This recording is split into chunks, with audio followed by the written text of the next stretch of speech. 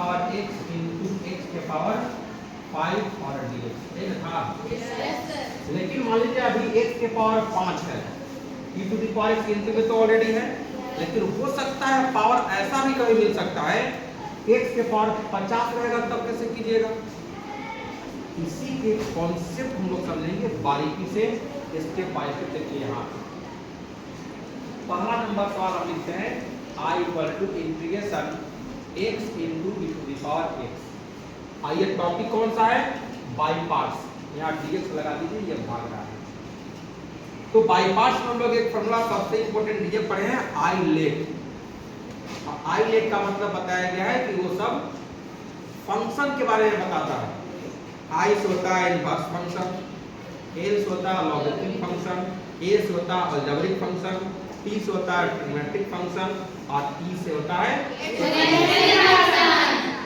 तो वही बात हम लोग करना है यहाँ पर।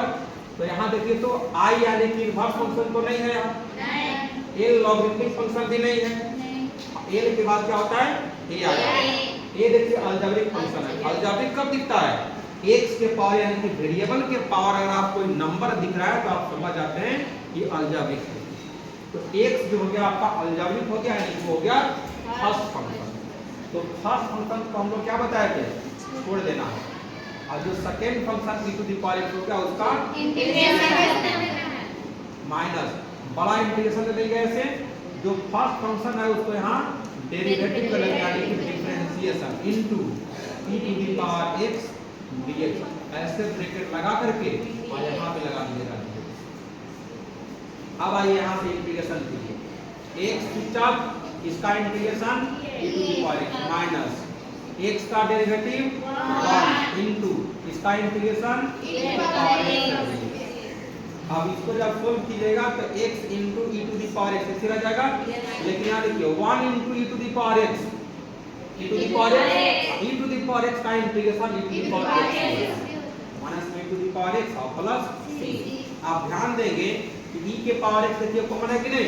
तो आप इसको लिख सकते हैं e to the power x common करके इसको लिख सकते हैं x माइनस 1 और प्लस c। ये हो गया आपका आंसर। ठीक है, अब इसको थोड़ा छोटा कर लेते हैं। अब इसी में एक दूसरा सवाल लेते हैं।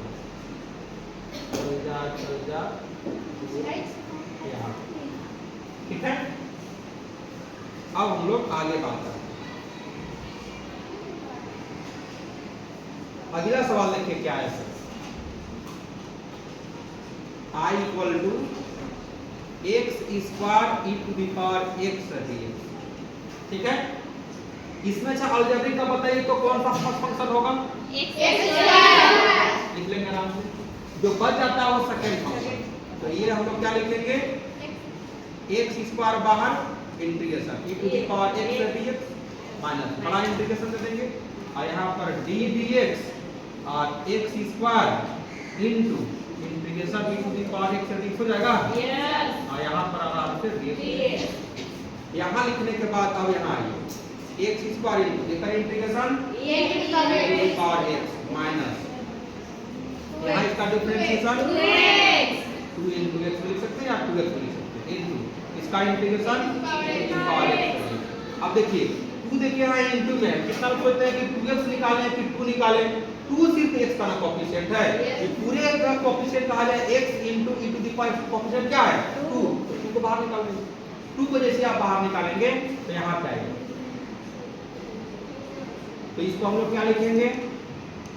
x square into e to the power x minus 2 बाहर कर लिए हम लोग।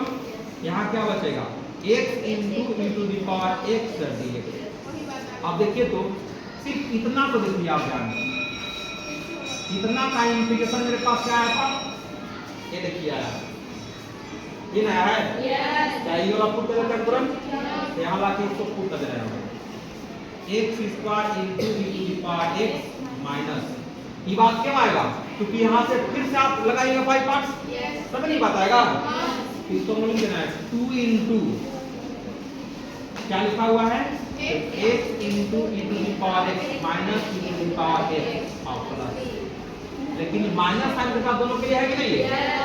तो लिखेंगे तो x square into e to the power x minus 2x e to the power x अब इसके लिए भी जाएगा हो जाएगा प्लस हो जाएगा 2 e की पावर x प्लस 3। अब देखिए तो इसमें से e के पावर कॉमन है, तो निकालेंगे हम लोग e के पावर x कॉमन, तो क्या बचेगा x square minus 2x plus 2 plus 3।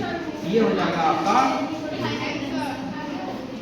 ध्यान देने की बात क्या है, इससे यहाँ पावर 1 था, यहाँ पावर 2 है, इसमें 2 पावर है, एक पावर रहेगा तो एक ही बार बाई पार्ट्स लगा।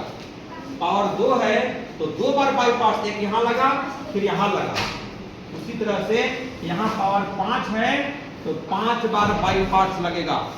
अगर कहीं कोई इंटीग्रेशन दे दे e to the power x into x के पावर 10 और dx, तो इसमें आप क्या करेंगे 10 बार बाई पार्ट्स लगेगा। 10 बार बाई पार्ट्स लगाने का मतलब बड़ा कैलकुलेशन, और बड़ा कैलकुलेशन का मतलब कि प्लस माइनस के साथ आपको कहीं न कहीं गलत होने का चांस बढ़ जाता है। तो आप कहेंगे तो आंसर कैसे लिखेंगे, जल्दी से हम समझिएगा ध्यान से। आंसर इसको हम ऊपर कर रहे हैं तो बता करके आप देखिएगा सवाल। जैसे मान लीजिए आपको सवाल दिया रहेगा क्या चीज x के power 4 e to the power x और dx, ये रहेगा आपका इंटीग्रेशन। डायरेक्ट देखिएगा आप कैसे हम लोग इसको आंसर लिखेंगे। e के पावर x जैसे है उसको ऐसे लिख लीजिएगा, इतना था लिखने, और ऐसे ब्रैकेट में बंद कर दीजिए। x के पावर जैसे है वैसे लिख दीजिए, x के पावर 4 लिख दिए, एक का डेरिवेटिव कर दीजिए, तो डेरिवेटिव कीजिएगा कितना आएगा 4x, फिर एक का डेरिवेटिव कीजिए कितना आएगा 3x, फिर एक का डेरिवेटिव कीजिए,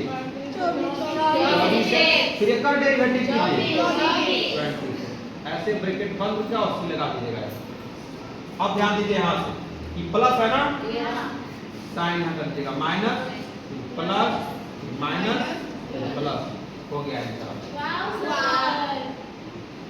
बुझा क्या बात? Yes sir. उसी तरह से आप देखिएगा, अभी पहला सवाल जो बताया था x into e to the power x dx, आप लोग कह रहे हैं कि तो हवा मार दिए सर। अब देख लीजिए यहाँ e to the power x ऐसे लिख लेना है, क्या बताया थे x जैसे उसे लिख लेना है, आकर डेरिवेटिव कर लीजिए कितना आएगा 1 आएगा, मतलब लास्ट कांस्टेंट तक पहुंच जाना है। अभी प्लस और टी का माइनस में होगा, देखिए ये एक सवाल लिखा होगा यहाँ पर, छोटा मैंने लिखा होगा।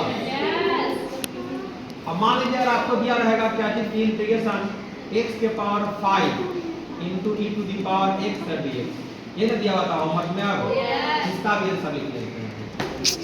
e के पावर x चुपचाप लिख लेंगे, ब्रैकेट लगा लेंगे, x टू दी पावर 5 लिख लेंगे, इसका डेरिवेटिव कितना हो जाएगा 5, इसका डेरिवेटिव इसका डेरिवेटिव 60x स्क्वायर, इसका डेरिवेटिव 120x, इसका डेरिवेटिव ऐसे ऐसे लगा करके यहाँ प्लस लगा देंगे। अब क्या करेंगे प्लस